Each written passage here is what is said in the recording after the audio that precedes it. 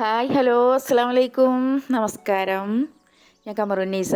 കമറൂസ് ഗാർഡനിലേക്ക് എല്ലാവർക്കും സ്വാഗതം. എല്ലാവർക്കും സുഖമാണെന്ന് വിചാരിക്കണം കേട്ടോ. എനിക്കും സുഖം തന്നെയാണ്. ഇന്ന് നമ്മൾ അടിപൊളി വിശേഷങ്ങളുമായിട്ടാണ് വന്നിരിക്കുന്നത് കേട്ടോ. അപ്പോൾ വീഡിയോ ഫുള്ളായും കാണാം. വീഡിയോ ഇഷ്ടപ്പെട്ടാൽ ഫ്രണ്ട്സുകൾക്കൊക്കെ ഷെയർ ചെയ്യാൻ മറക്കല്ലേ കേട്ടോ. അപ്പോൾ ഇന്ന് ഗോതമ്പ് ദോശയാണ്.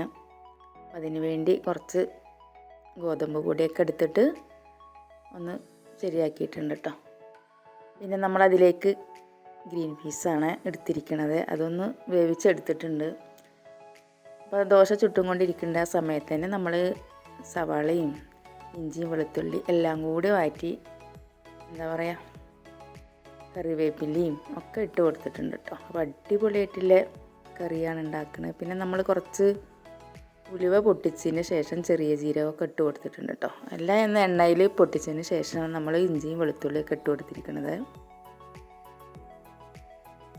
ഒരു പ്രത്യേക ടേസ്റ്റ് ആയിരിക്കും കേട്ടോ. നമ്മൾ ഉലുവ പൊട്ടിച്ചതിന് ശേഷം ചെറിയ ജീരകമൊക്കെ ഒന്ന് പൊട്ടിച്ചെടുത്ത് കറിവേപ്പിലൊക്കെ ഇട്ടാൽ ഒരു നല്ലൊരു മണമായിരിക്കും കേട്ടോ നമ്മളെ കറിക്ക്. അപ്പോൾ നമ്മളെ കറിയൊക്കെ വെന്തിട്ടുണ്ട്. അതിന് ശേഷം നമ്മൾ ഗ്രീൻ പീസ് നന്നായി വെന്തതിന് ശേഷം അതിലേക്ക് അയറ്റി വെച്ചൊക്കെ ഇട്ട് കൊടുത്തിട്ടുണ്ട് കേട്ടോ. പിന്നെ ഒരു വിസിലും കൂടി അടിച്ചതിന് ശേഷം നമ്മൾ തുറന്നിട്ട് മല്ലിച്ചപ്പും കൂടെ ഇട്ട് കൊടുക്കുന്നുണ്ട്. നല്ല അടിപൊളി ടേസ്റ്റ് ആയിട്ടുള്ള കടലക്കറിയാണ്. അപ്പോൾ നമ്മളെ ബ്രേക്ക്ഫാസ്റ്റൊക്കെ കഴിഞ്ഞിട്ടുണ്ട്. അതിന് ശേഷം നമ്മൾ ഉച്ചയുടെ ഒരുക്കത്തിലാണ് കേട്ടോ.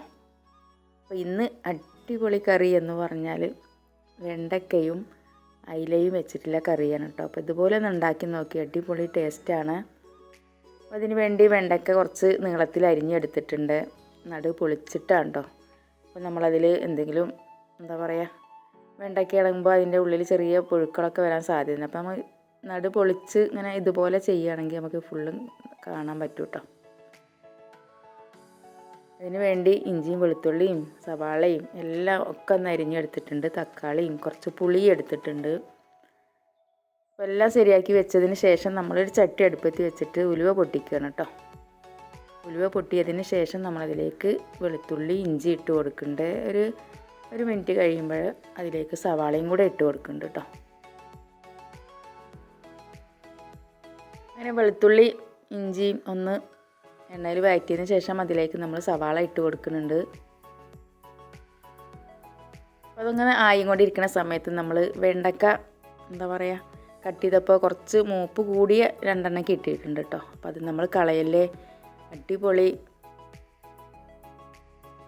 വെണ്ടക്ക പൊരിച്ചെടുക്കുക കേട്ടോ. നല്ല ടേസ്റ്റ് ആയിരിക്കും. നമ്മൾ കൊണ്ടാട്ടം ഉണ്ടാക്കാറില്ലേ അതുപോലെ തന്നെ പെട്ടെന്ന് നമ്മൾ ഉണക്കിയെടുക്കുകയൊന്നും ചെയ്യാതെ തന്നെ കുറച്ച് മഞ്ഞൾപ്പൊടിയും ഉപ്പും കുറച്ച് മുളക് പൊടിയും കൂടി ചേർത്ത് പൊരിച്ചെടുത്ത് നല്ല ടേസ്റ്റ് ആയിരിക്കും കേട്ടോ. അപ്പം നമ്മൾ വെണ്ടക്ക ഇങ്ങനെ കുറച്ച് മൂപ്പ് കൂടി എന്ന് വിചാരിച്ചത് കളയാൻ നിൽക്കല്ലേ. ഇതുപോലെ ചെയ്ത് കൊടുത്താൽ മതി കേട്ടോ. അങ്ങനെ നമ്മളെ സവാളയും ഇഞ്ചിയും വെളുത്തുള്ളി ഒക്കെ ഒന്ന് ശരിയായിട്ടുണ്ട്. അതിന് ശേഷം നമ്മളതിലേക്ക് വെണ്ടക്ക ഇട്ട് ഒന്ന് വഴറ്റി കൊടുക്കുകയാണ് കേട്ടോ.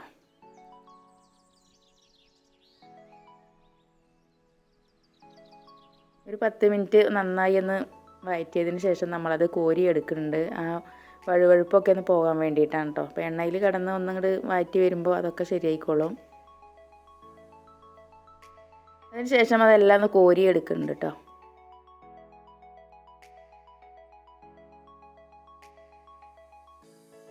ഇതുപോലെ കറി വെക്കാത്തവരൊന്ന് ഉണ്ടാക്കി നോക്കിയിട്ടോ. അടിപൊളി ടേസ്റ്റാണ്.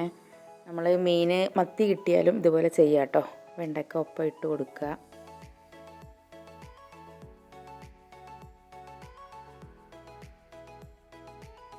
നമ്മൾ ചട്ടിയിലേക്ക് കുറച്ചുകൂടി എണ്ണ ഒഴിച്ച് കൊടുത്തിട്ട് തക്കാളി ഇട്ട് കൊടുക്കുകയാണ് കേട്ടോ. തക്കാളി ഒന്ന് മൂടി വെച്ച് ഒന്ന് നന്നായി വേവിച്ചെടുക്കുന്നുണ്ട്. എണ്ണയിൽ പെട്ടെന്ന് വെന്ത് കിട്ടാൻ ഒന്ന് മൂടി വെച്ചാൽ മതി കേട്ടോ.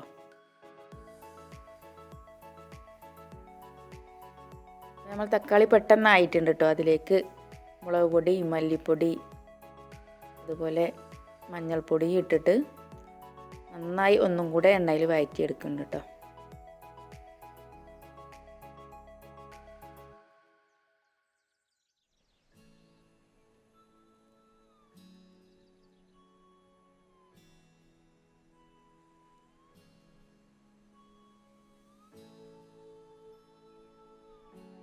ഒന്ന് വഴറ്റിയതിന് ശേഷം നമ്മളതിലേക്ക് പുളി ഒഴിച്ച് കൊടുക്കുകയാണ്. നന്നായി തിളച്ച് വന്നതിന് ശേഷം നമ്മളതിലേക്ക് വെണ്ടക്ക മാറ്റി വെച്ച വെണ്ടക്ക ഇട്ട് കൊടുക്കുന്നുണ്ട് കേട്ടോ. അപ്പോൾ വെണ്ടക്ക ഒരു പകുതി വേവാവുന്നത് വരെ വേവിച്ചെടുക്കണം. അതിന് ശേഷം നമുക്കതിലേക്ക് മീനിട്ട് കൊടുക്കാവൂ കേട്ടോ.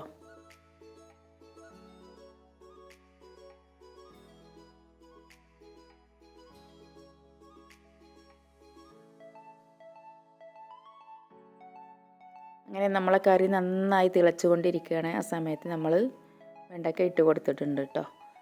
ഒരു മുക്കാൽ വേവാവുന്നത് വരെ വേവിച്ചെടുക്കുക. അതല്ലെങ്കിൽ പകുതി വേവുന്നത് വരെ ആയാലും കുഴപ്പമില്ല കേട്ടോ. അപ്പം നമ്മൾ എണ്ണയിലൊന്ന് വഴറ്റിയതാണല്ലോ, നന്നായി വെന്ത് കിട്ടും. അങ്ങനെ ഒന്ന് മൂടി വെച്ച് വേവിക്കുകയാണ്.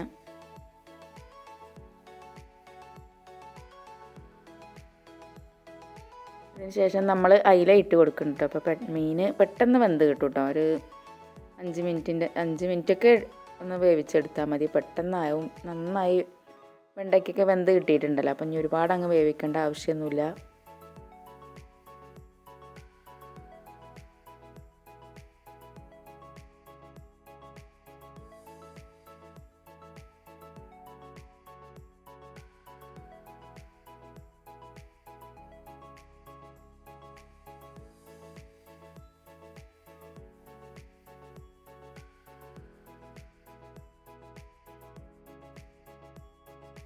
അങ്ങനെ നമ്മളെ മീൻ കറി റെഡി ആയിട്ടുണ്ട്. അതിലേക്ക് കുറച്ച് മല്ലിച്ചപ്പ് കൂടെ ഇട്ട് കൊടുക്കുന്നുണ്ട്. കറിവേപ്പില ഇട്ട് കൊടുത്തിട്ടുണ്ട് കേട്ടോ. അപ്പോൾ വേണമെങ്കിൽ ഇനിയും ഉണ്ടെങ്കിൽ ഇട്ട് കൊടുക്കുക കേട്ടോ. നല്ലൊരു മണമായിരിക്കും.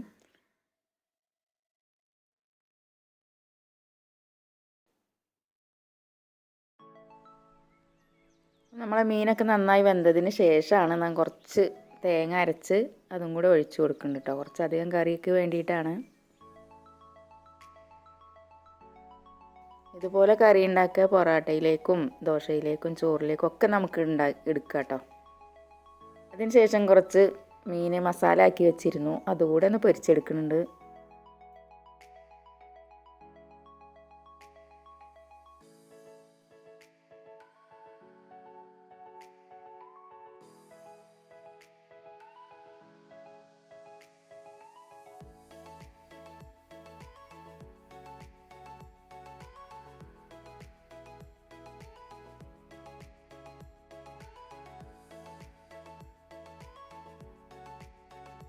അങ്ങനെ നമ്മുടെ മീനായി കൊണ്ടിരിക്കുന്ന സമയത്ത് കുറച്ച് പയറ് ചെറിയ പീസുകളാക്കി അരിഞ്ഞെടുത്തിട്ടുണ്ട് കേട്ടോ. അതുകൂടെ ഒന്ന് ഉപ്പേരി ആക്കുന്നുണ്ട്.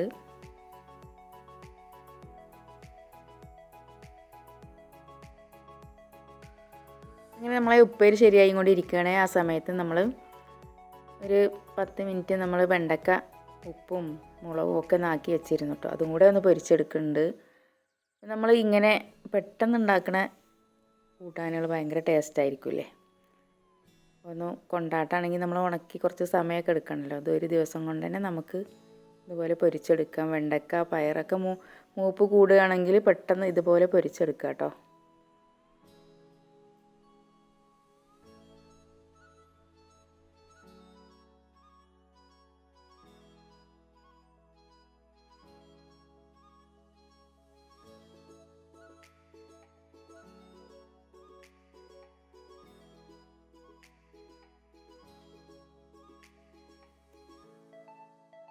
വീടിൻ്റെ മുകളിലൊരു പൂച്ച പ്രസവിച്ച് കിടക്കുന്നുണ്ട് കേട്ടോ. ഇന്ന് രാവിലെ ഞാൻ തുണികളൊക്കെ ഒന്ന് ഉണക്കാൻ വേണ്ടി പോയതാണ്. ആ സമയത്താണ് പൂച്ചയും കുട്ടികളും കിടക്കണ കണ്ടത് കേട്ടോ. അപ്പോൾ നമ്മൾ കുറച്ച് ദോശയും മീനും കൊണ്ടുപോയി കൊടുത്തിട്ടുണ്ട്. പിന്നെ പൂച്ച എന്താ പറയുക, നമ്മൾ വലിയ ശല്യക്കാരനൊന്നല്ല കേട്ടോ. നമ്മൾ കുട്ടിയുടെ അടുത്തേക്ക് ചെന്നപ്പോൾ കുഴപ്പമൊന്നുമില്ല, ഒന്നും ചെയ്യണമൊന്നുമില്ല. ചെറിയ പൂച്ചകളാണെങ്കിൽ നന്നായി കടിക്കാൻ വരും കേട്ടോ. അപ്പോൾ അതൊക്കെ നോക്കിയതിന് ശേഷം ഞാൻ പൂച്ചക്കുട്ടികളൊക്കെ നന്നായിട്ട് ഒരു തുണി കഷ്ണത്തിലേക്ക് മാറ്റിയിട്ടുണ്ട്. പൊടിയിലാണ് കിടക്കുന്നത്. മണ്ണും പൊടിയൊക്കെ എല്ലാ ഭാഗത്താണ് പൂച്ച കിടക്കുന്നത്.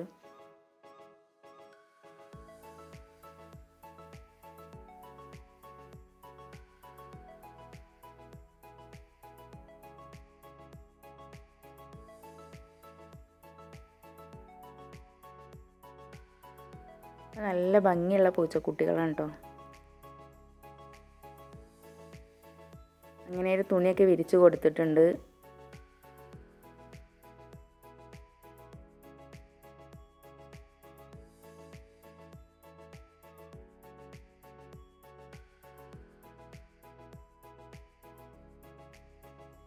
പ്രകൃതിയിലുള്ള കൗതുക കാഴ്ചകളാണിതെല്ലാം അല്ലേ. വീഡിയോ ഇഷ്ടപ്പെട്ടാൽ ലൈക്ക് ചെയ്യാനും ഷെയർ ചെയ്യാനൊന്നും മറന്നു പോകല്ലേ. ഫ്രണ്ട്സുകൾക്ക് ഷെയർ ചെയ്ത് സപ്പോർട്ട് ചെയ്യണം കേട്ടോ. പുതിയൊരു വീഡിയോ കാണും വരെ എല്ലാവർക്കും എൻ്റെ ഹൃദയം നിറഞ്ഞ നമസ്കാരം.